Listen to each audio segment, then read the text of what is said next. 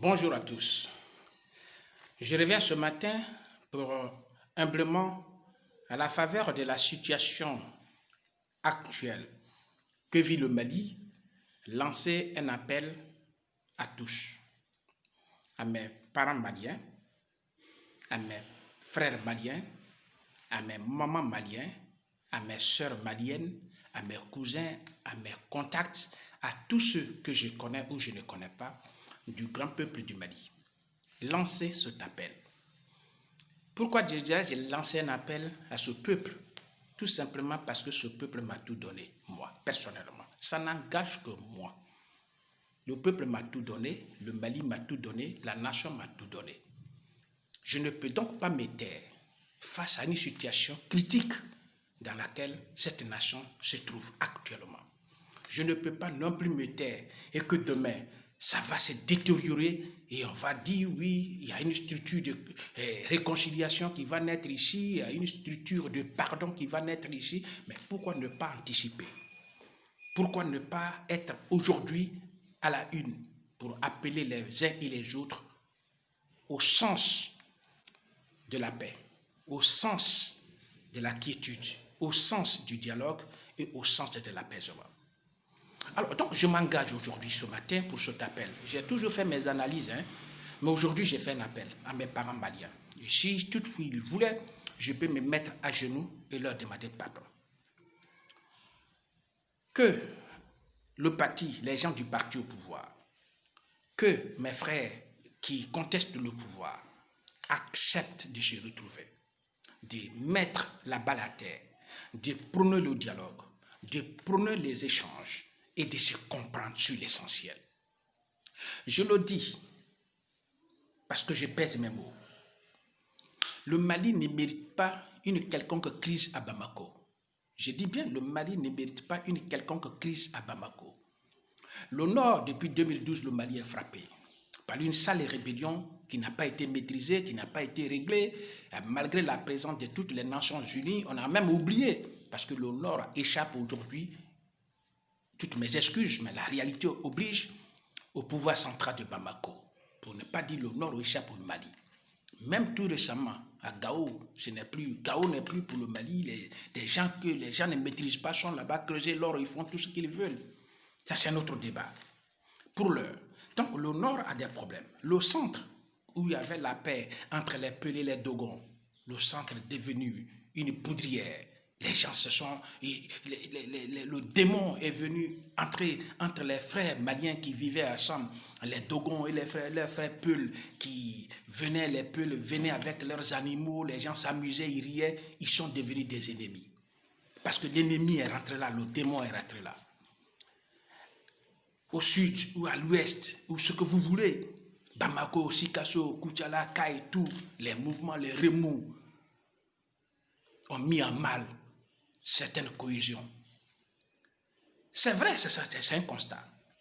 Et tout ça, c'est tout à fait évident que la société, dans son appréciation, accuse le pouvoir. Le pouvoir, c'est lui qu'on accuse. C'est le pouvoir qui gère, c'est le pouvoir qu'on accuse. On ne peut pas accuser quelqu'un d'autre. Si on accuse le pouvoir doit avoir le dos large et comprendre. Et aller vers ceux qui le critiquent. Discuter avec eux, les comprendre et les associer à la réflexion pour qu'ensemble, ils puissent trouver une issue. Je voudrais donc lancer cet appel à mes parents maliens. Je ne suis pas ici pour juger qui a raison, qui a tort. Mais la réalité est que quand il y a un débordement, c'est tout le monde qui est touché. Et les victimes, qu'ils soient du pouvoir, qu'ils soient de l'opposition ou des contestataires, seront les Maliens. Et ce sont mes frères maliens qui en souffriront. Et les balles perdues, on en a vu déjà à Sikasso. Les mouvements, les balles aussi, à chose comme on appelle Akai, c'est les Maliens qui meurent. Il faut éviter ça. Pour moi, je ne peux pas me taire parce que la situation est critique. Cette situation est critique. Je ne peux pas faire d'hypocrisie avec moi-même. Le Mali est un pays qui m'a tout donné. Je prends mes responsabilités et je les assume. En appelant mes frères, mes soeurs, mes mamans, mes frères, mes cousins, mes tontons, tous les Maliens à la paix, à l'apaisement, à la tranquillité. C'est vrai, d'autres contestent, ils veulent marcher, ils demandent même le départ du régime. Tout ça, c'est la colère. Tout ça, c'est des bonnes guerres. Au pouvoir d'être fort, de transcender tous ces détails-là, aller vers eux, les associer, compte tenu du fait que tout le monde est malien. Et c'est que quand le pouvoir dit qu'il aime le Mali, l'opposition dit qu'il aime le Mali, c'est peut-être la manière de gérer qui fait problème.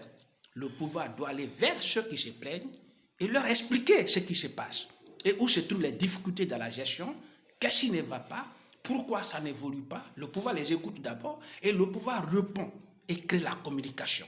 Tant qu'il y a ce dialogue, il y a cette communication permanente entre les deux parties ou toutes les parties concernées par cette situation actuelle, le Mali va sortir grandi. Je fais confiance à ce pays parce que c'est un pays de dialogue, c'est un pays de griots, c'est un pays où les réalités sociales sont profondément développées, où il y a les chefs traditionnels, il y a les chefs coutumiers, il y a les chefs religieux, que ce soit la région musulmane, la région chrétienne, tous ceux-là doivent se lever et appeler à la paix, à l'apaisement. Je ne souhaiterais pas qu'on attende jusqu'au 5. Les gens vont marcher, il y aura peut-être des débordements, il y aura peut-être des gens qui vont infiltrer ces luttes. Parce que quand on est dans une logique de foule, personne ne maîtrise les foules. Personne ne maîtrise les foules. Et quand ça va déborder, peut-être ça va énerver les autorités, peut-être les militaires ou les policiers vont sévir, il y aura déjà des blessés, il y aura peut-être des débordements, il y aura peut-être un chaos. Mais pourquoi devons-nous attendre que cela arrive pour intervenir? Et que demain, on va dire non, le Mali a un conflit, a une crise, il y a eu un débordement au Mali, il faut maintenant des commissions pour réconcilier, des commissions pour pardonner, des commissions pour faire ceci, cela. Mais pourquoi? Maintenant, il faut qu'on agisse pour demander à nos frères de s'attendre, de se calmer, de se maîtriser, d'appeler le pouvoir, appeler l'opposition, les manifestants, tout, de se les mettre ensemble et qu'ils puissent trouver une solution pour sauver le Mali. Parce que le pays est déjà menacé par des ennemis de la nation, des terroristes, des vagabonds, des criminels qui détruisent ce pays-là. Et ça nous fait mal, nous autres, nous Africains. Parce que quand le Mali est un pays africain, quand il est menacé, il est détruit, il est bousillé, c'est l'Afrique une partie de l'Afrique qui est menacée, qui est bousillée, et ça n'a arrangé personne. Il faut être honnête, il faut être courageux dans la vie, d'assumer certaines responsabilités. Moi, je m'assume et j'ai fait cet appel à mes parents maliens, que ce soit les Maliens de l'intérieur, les Maliens de la diaspora, tous les Maliens, de se mettre d'accord, de calmer le jeu. Le pouvoir, on lui reproche beaucoup de choses, c'est vrai. Certaines choses qui sont lui reprochées au pouvoir, c'est pas aussi vrai. Le pouvoir était venu quand le Mali était déjà en lambeaux, le Mali était déjà dans le chaos. C'est tous les Maliens qui doivent s'associer. Le pouvoir, l'opposition, les mouvements de la société civile, s'associer pour retrouver d'abord le Mali. Retrouver l'entièreté du Mali, l'autorité de l'État, recouvrer l'entièreté du territoire malien, poser les problèmes de retour de l'autonomie et de l'indépendance du Mali vis-à-vis de ces délinquants, de ces criminels, de ces vagabonds. Réclamer la dignité du Mali perdu, la fierté du Mali perdu, du Mali qui est perdu. Il faut retrouver ça et ramener le vrai débat sur le fait que comment on fait pour sortir de ce bourbier dans un premier temps. Le pouvoir est élu pour 5 ans, malgré ce qu'il fait, ce qu'on lui reproche. Associez-vous les Maliens frères, associez-vous, pouvoir, opposition, société civile, tout, et réclamez d'abord la dignité bafouée du Mali ensemble, avec le pouvoir. Laissez l'histoire des renversements des pouvoirs, coup d'État, ceci, c'est pas que c'est faux, ce que vous revendiquez n'est pas faux, mais le contexte ne s'y prête pas. Le Mali a trop de problèmes. Nous qui sommes du monde de l'information, nous qui sommes du monde de la communication, on sait que le Mali souffre. Le Mali souffre. Et donc si les autres n'ont pas le courage de reconnaître que le Mali souffre, mais je vais le dire, le Mali souffre. C'est tous les Maliens qui souffrent, à tous les niveaux. Il y a lieu d'appeler tous les frères maliens, de dire non, attention, le Mali souffre déjà.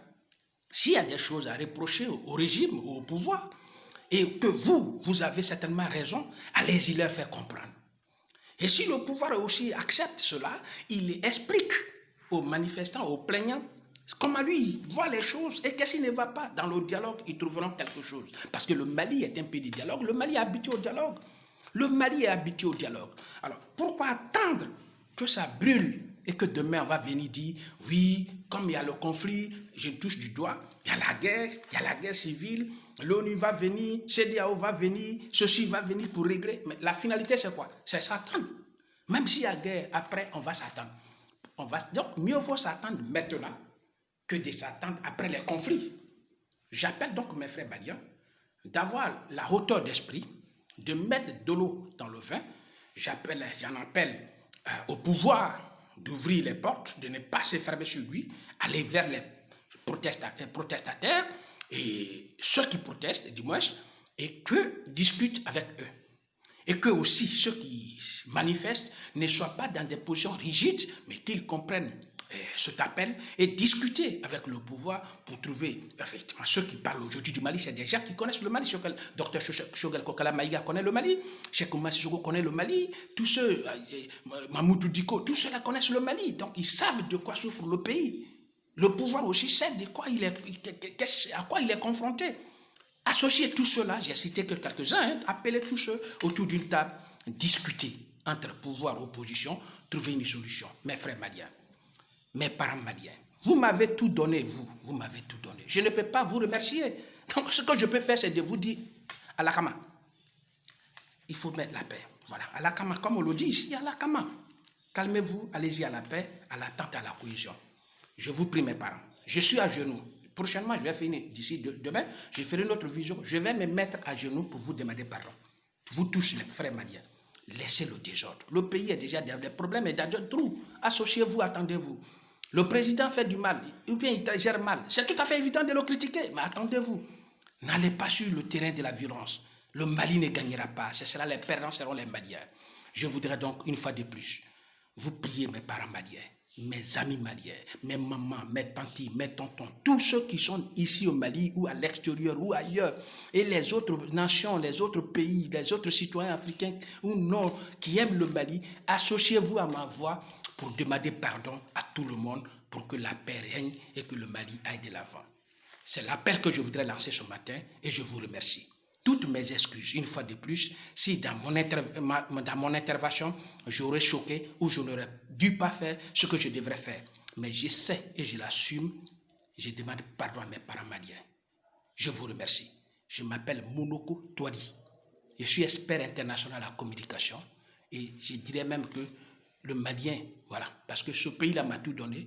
Alors, je parle à mes parents et je vous dis merci. Et je sais que vous allez m'écouter et vous allez me comprendre. Que Dieu bénisse le Mali.